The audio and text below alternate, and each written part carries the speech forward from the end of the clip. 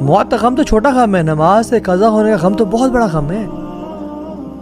صلاح is your life line.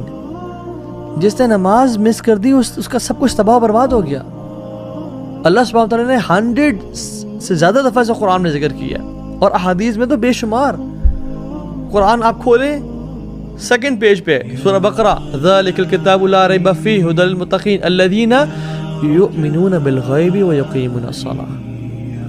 جو غیب پہ ایمان رکھتے ہیں اور نماز پڑھتے ہیں اور نماز کو قائم کرتے ہیں. صرف پڑھتے نہیں ہیں، قائم کا مطلب یہ ہے کہ ٹائم پہ پڑھنا، باجماعت پڑھنا، صحیح وضو کے ساتھ پڑھنا، مسجد جاتے ہوئے زینت اختیار کرنا.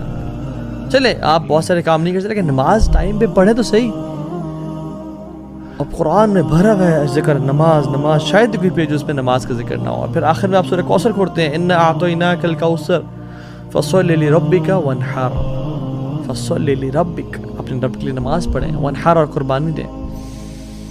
واللہ اس بندے کی زندگی نحوست والی ہے جو نماز نہیں پڑھتا، جو نماز کو ڈیلے کرتا ہے. اس کی زندگی میں کچھ نہیں رکھا.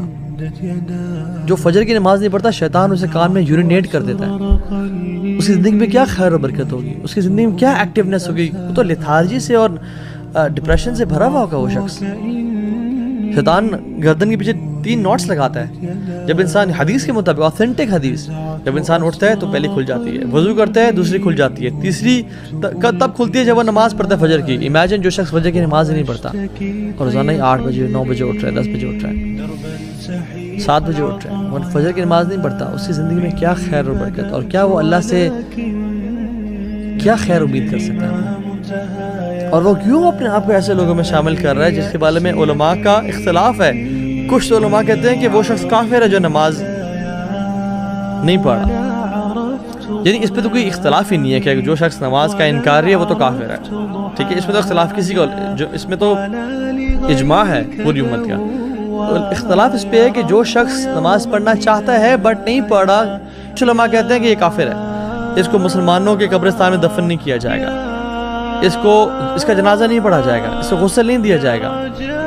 اور علماء تو یہ بھی کہتے ہیں کہ اس کو جب اس کی موت ہو نا تو دور کسی صحرا یا دور کسی جگہ میں گڑھا کھود کے اس کو وہاں پھینک کے آ جائے. اور دوسرے علماء کیا کہتے ہیں کہ کیا یہ بڑا نیک انسان ہے؟ نہیں، جو اختلاف ہے کہ یہ بہت بڑا کافر نہیں ہے تو فاجر ہے. دوسرے جو علماء کہتے ہیں کہ یہ فاجر ہے، بڑا گناہ گار ہے. کیا میں اور آپ اپنے آپ کو ایسے اسٹیٹمنٹ ڈالنا چاہتے ہیں جس کے بارے میں علماء، ایک گروپ آف علماء اسکالرز، بڑے بڑے اسکالرز کہہ رہے ہوں کہ وہ کافر ہے، اور ایک کہہ رہے ہیں نہیں کافر نہیں ہے تو فاجر ہے، بہت بڑا گناہ گار ہے، بدبخت انسان ہے. اللہ اکبر.